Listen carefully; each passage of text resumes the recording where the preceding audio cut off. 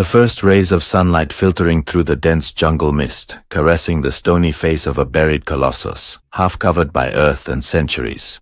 The birds fall silent before the presence of those inexorable gazes carved in basalt, which still seem to ask from deep within time, "Do you remember who I was?" Thus begins the greatest mystery of America, the sudden silence of the Olmec civilization.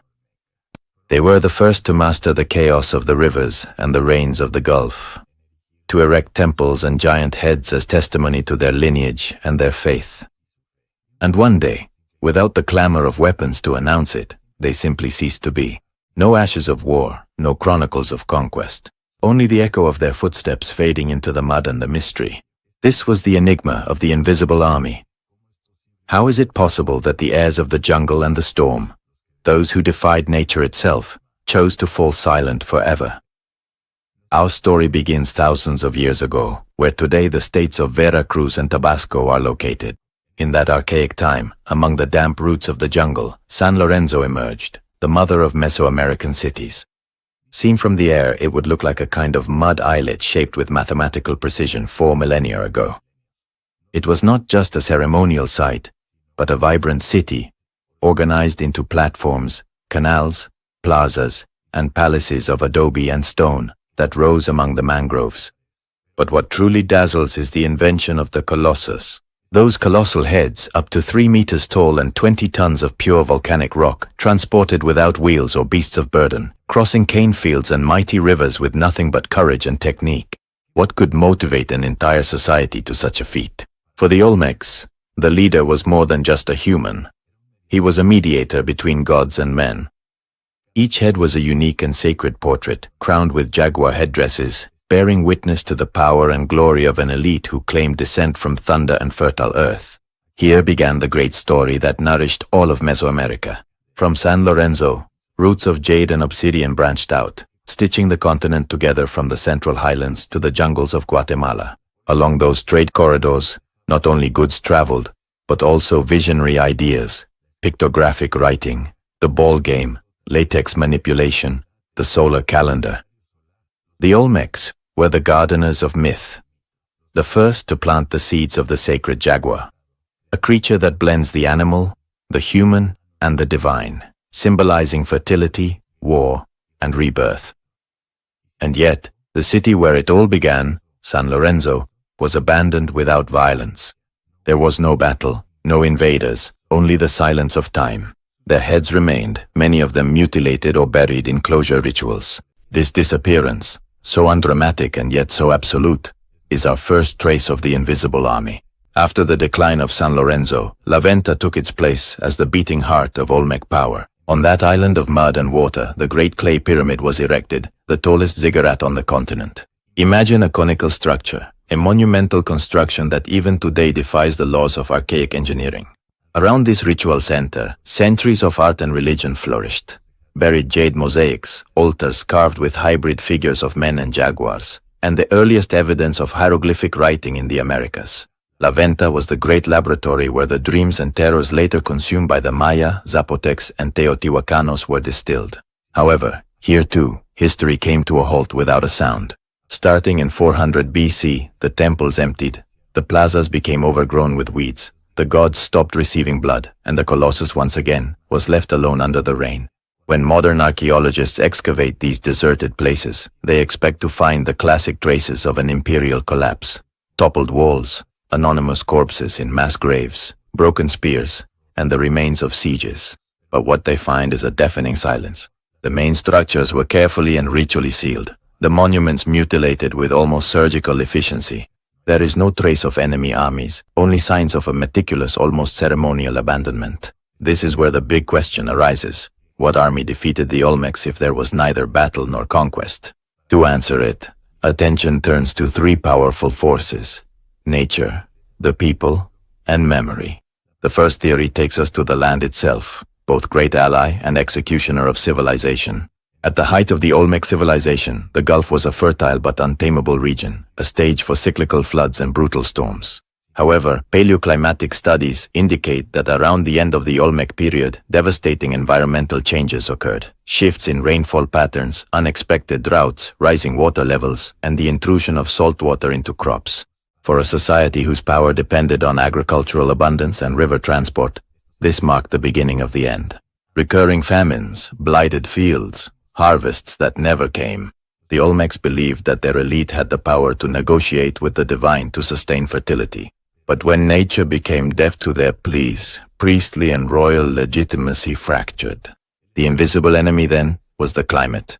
It was not men who triumphed, but the fury and whim of the earth. Corn stopped germinating, the canals dried up, and broken faith undermined the heart of the empire. The second hypothesis looks towards society itself. The massive construction effort, the mobilization of labor, the bloody rituals, and the offerings to insatiable gods all came at a human cost. Archaeologists see the ritual mutilation of heads as a sign of protest, a kind of symbolic deposition carried out by the people themselves. It's not hard to imagine that the Olmecs, weary of unbearable tributes, famine, and possibly the arrogance of a caste of divine intermediaries who could no longer fulfill their promises, decided to rebel. But rather than a bloody and explosive revolt, it would have been more of a profound act of civil disobedience. The people stopped building, stopped worshipping, and stopped sustaining the state apparatus. The elites, stripped of legitimacy and isolated, simply fled, abandoning the ceremonial centers and returning to the jungle to small villages. Thus, the revolution was a political implosion. Power dissolved like clay in the rain, more from abandonment than from violence. However, there are those who interpret this dissolution as the act of a snake shedding its skin. The Olmecs argued the third theory.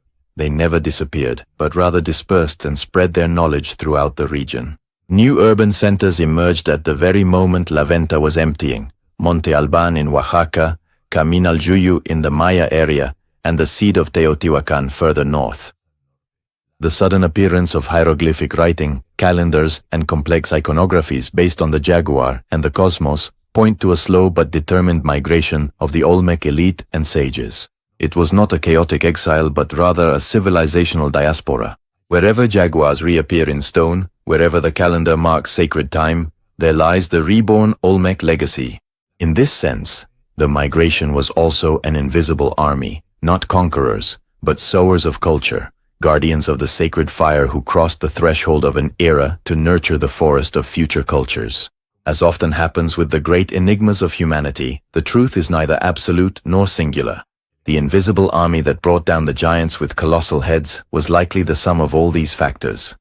A hostile climate eroding both sustenance and the myth of divine royalty, a people weary of oppression and hunger who chose to stop following their leaders, and an elite who, when faced with adversity, preferred to become seeds rather than ashes.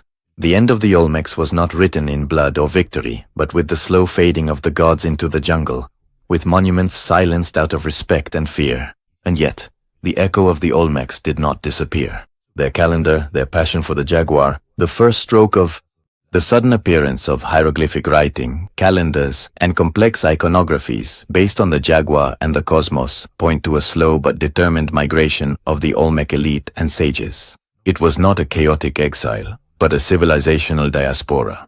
Wherever jaguars reappear in stone, wherever the calendar marks sacred time, there lies the reborn Olmec legacy. In this sense, the migration was also an invisible army, not conquerors, but sowers of culture, guardians of the sacred fire, who crossed the threshold of an era to nurture the forest of future cultures. As often happens with the great enigmas of humanity, the truth is neither absolute nor singular.